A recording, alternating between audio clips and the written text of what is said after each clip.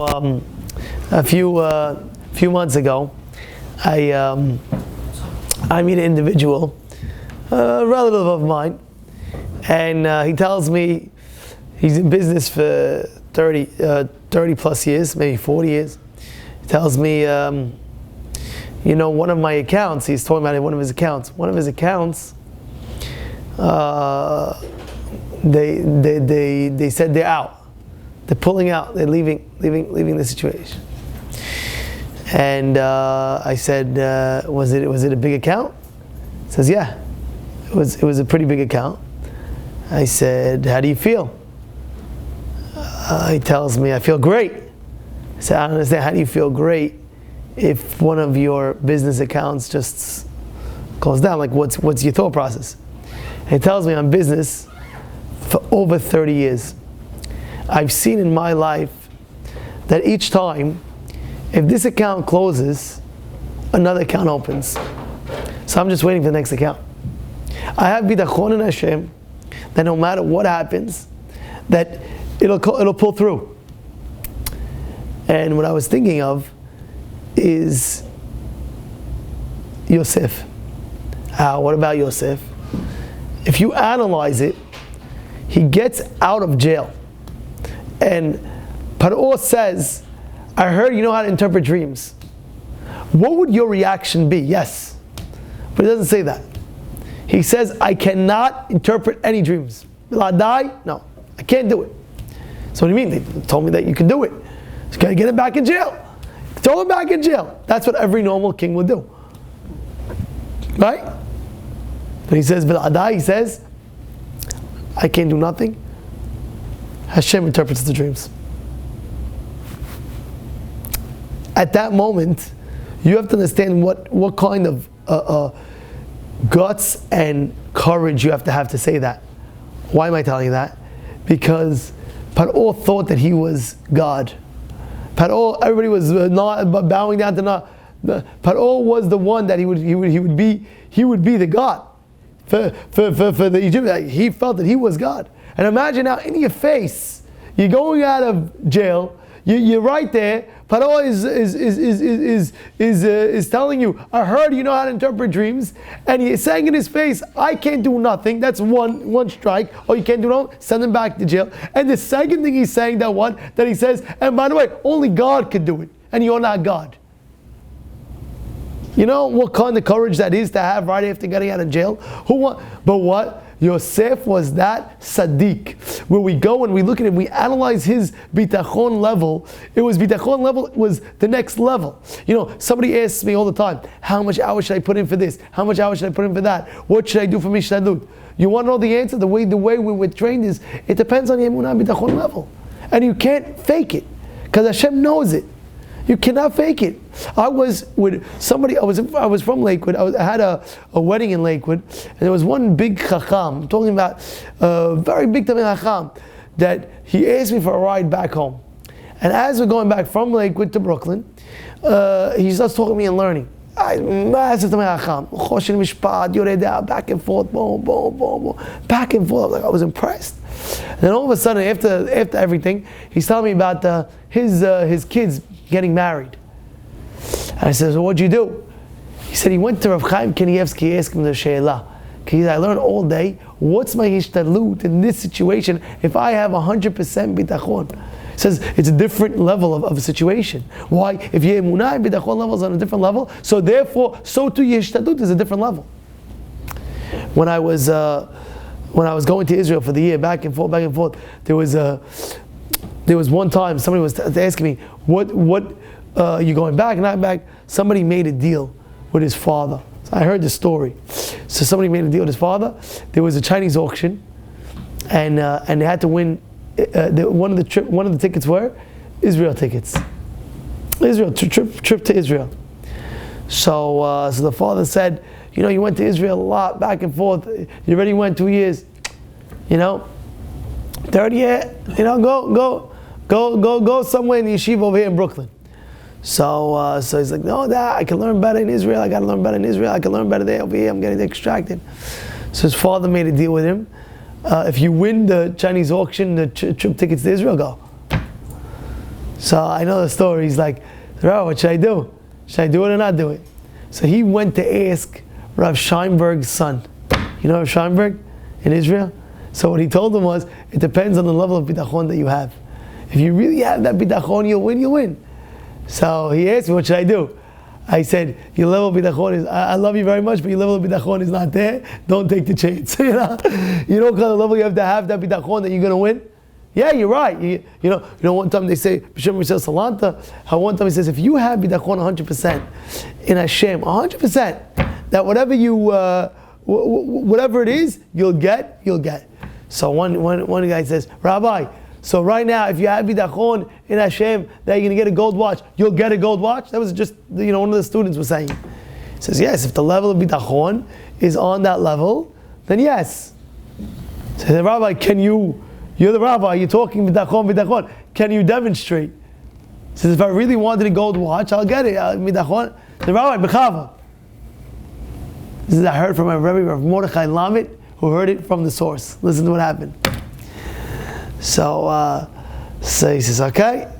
He's thinking, contemplating, full bitachon level, straining his brain, this and that, thinking. All of a sudden, they get a knock on the door. Who is it? It's one of the guys in the country. He's being caught on a fraud. So he said, Rabbi, you're the only person that I trust in this town. Please hold my gold watch until I get back. Even if I get caught, they won't take my gold watch. You hear what's going on over there? It's a true story I heard from Mordechai Lamed. He heard it from right there on the spot. Boom. One time, the Sheikh HaKadosh was we used to speak about bitachon. If you have bitachon, you don't do anything, the money will come to you. This will come to you. That was the bitachon level. So one wagon driver heard about it, as he was a wagon driver, and he didn't have cars, they had wagons. He would always hear what he was saying. So he says, I'm stopping wagon driver. He sat and learned Tehillim all day, just reading Tehillim in his house. And his wife would say, honey, go work, go. What are you doing Tehillim? We need money, we need this, we need that. Says, no. The rabbi said, V'shem da'al sheikh, bitachon, I have bitachon 100%. Okay, can't fool it. He had bitachon. So what he did was, he had to sell things. It was getting worse and worse. So then finally he sold his own wagon. So this is the last thing he could sell. How's he going to survive after that? He sells his wagon, and now his wife's telling him, go to work, go. He's reading daily. I have bitachon Hashem. What happens? 2 minutes later, he sells his wagon. Min HaShamayim, something happened that he sold it to a goy. This goy that he sold to was a diamond dealer. The guy was on a trip, about to sell in one of these markets, crazy amount of diamonds. And on the trip, he fell, died. The hamor, the wagon driver, the hamor, whoever was driving it, he only knew one thing: his original owner's house. He goes back to his original owner's house, and this guy he sees his donkey. He sees, he tracks what happens. He realizes what happened. Guy passed away, and this is why the donkey's coming back. He opens up the back of the car, sees all diamonds. Became a multi-millionaire. You know what's going on? The guy's working, this, that, going crazy. 2 seconds, move, stop. Oh, millionaire. You know what's going on over there? One time there was a whole story of Anav Etzavot says this. Rabbi Yosef says the story. Who heard it from his Rabbi Chametz Ratiyeh, who knows the Baal HaMaaseh, who knows the person that happened to. Wild Maaseh. One time he was going and he always had Bitachon Hashem, and he would always learn a certain amount of hours and go at this time. He would go to work at this time. Anyway, what happens? He would go. Let's say, so his wife would tell him, go to work. We want to go work. He says, listen, I don't leave my learning. This is my learning. I Bitachon Hashem. Whatever I'm going to make. Listen to this. So one day, he was also a big diamond dealer, and And a fellow comes to him, and he comes in with a turban, like a big turban. You know the story, Mikey? Amazing story. Turban, and this is from Rabbi Yosef's Anavet Avot, Pirkei Avot, from Bezrat Hashem, from a word Bezrat Hashem knows this person that happened to. Listen, comes in with a turban, he pulls off the turban was like, pulls off the turban, and he unravels. Says, what is this? Takes out the diamond's worth, wow, crazy. He looks at it, there's at least over $10 million diamond. And the guys who worked in diamonds know, you know what I'm saying? You can have a diamond, 10 million, yeah? Floor, gorgeous, this, that. Anyways, what happens? He's sitting down, and he's saying, "There's $50 million." He says, "Yeah, you want to buy it? There's that. You have somebody to sell?" He says, "I'm sorry, I don't have anybody." Anyway, the next day, he doesn't leave his learning. They find out as he's walking the next day from his learning to work. They hear commotion in front of a hotel. What's going on? Talking about 150 years ago. It's like one of these inns. Selling. What's going on? Says there was this guy, overnight, he passed away in his hotel. And this inn, the owner of the inn, he sees that the guy owes money for stay. He stayed there 3 nights, 4 nights, he didn't pay his bill. So he took the guy's belongings, and he's starting to sell it. Starting to sell the coat, starting to sell this and that. And now this guy's walking by and he's like, wait, they go selling now his turban. Now, you know what's in the turban, you know? Selling his turban. And they see a big hat, all wrapped. This guy knows there's a diamond inside this. So they're betting it off. First bid, 10 rubles, 20 rubles, 30 rubles. This guy, 50 rubles. 100, he gets 100 rubles. And everybody's looking at the guy, this guy's nuts. Paying so much for a hat like that. This guy's nuts, let him keep it. Nobody outbids him, takes the turban. He goes home to his wife. He says, honey, look what I got. His wife starts screaming at him, you bought me a turban, you think I need a turban? He says, oh, one second. He goes, unravels. One by one, unravel, till the whole thing opens up and she sees a diamond that's flawless. What is this? They became multimillionaires overnight. Says, if I would have left my learning, I would have went earlier to work, and I would have been in work, and I would never have seen this auction happening in front of this inn if I would have went early from my learning. Because I stayed to learn, Hashem rewarded me. And I'll conclude with the last story. This happened to me many years ago. What a story. What a story. Wow. I'm in yeshiva. And back in the day, if you go 3 months in Israel, you have to have a stamp. You know what I'm talking about? Remember or no? And one day, you have to go get a stamp from the embassy, from this, from that. Stamp, I'm here, 3.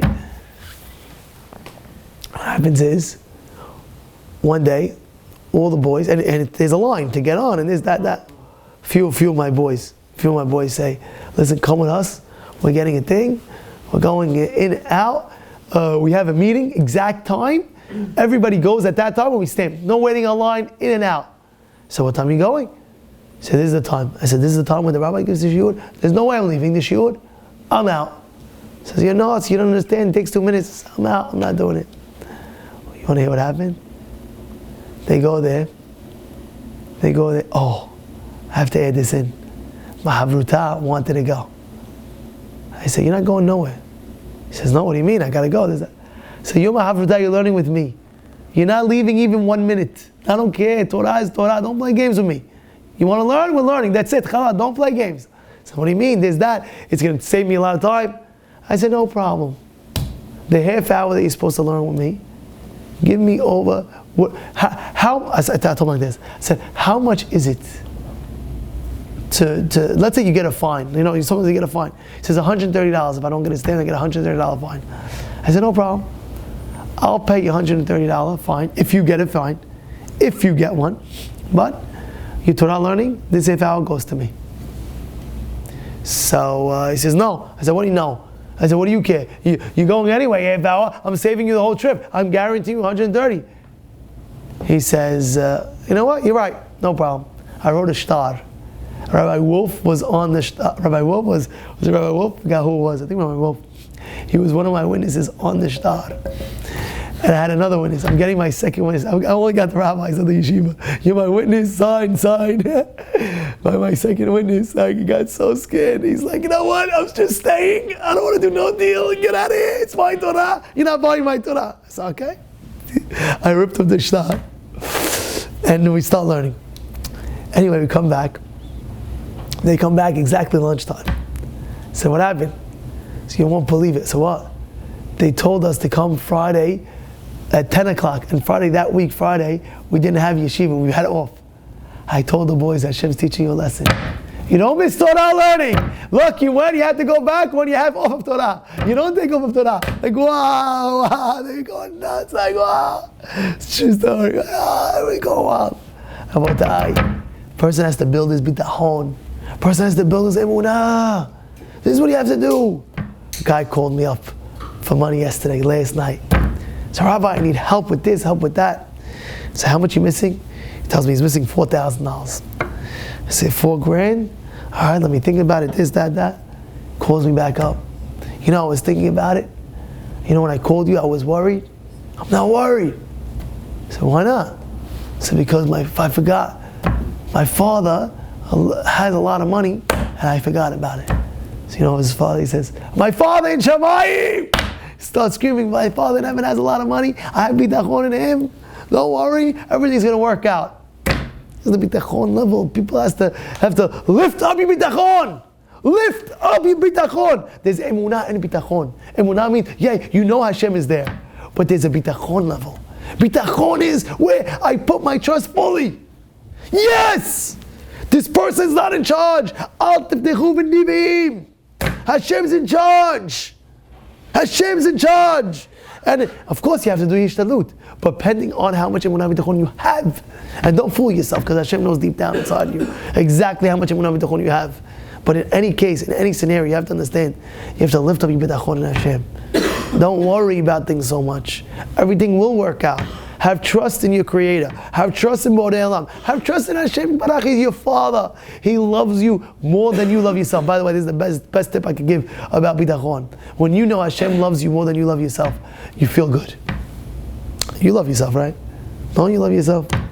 Don't you love how he comes in, he makes sure he gels his hair, makes sure it looks good. He loves himself. Baruch Hashem, it's good. Hashem loves you more than you love yourself. More than you love yourself. And you love yourself? Yes or no? Yeah. You love yourself. You love yourself the most out of everybody. Right? You love yourself. Right? But what? At the end of the day, Hashem loves you more than you love yourself. And then you start realizing, Hashem, you love me more than you love myself. That being said, I put my trust in you, Hashem. Bitchu ba Hashem. Bitchu ba Hashem. Trust in Him. Trust in Him. Trust in Him. Trust in Him. Put your bitachon. Till when are you going to worry? Till when? Till when? Gotta let go. Breathe in, breathe out. Hashem, I love you. You love me. I'm going to trust in you. I'll do my part. And I know you'll pull through no matter what it is. Have a good day.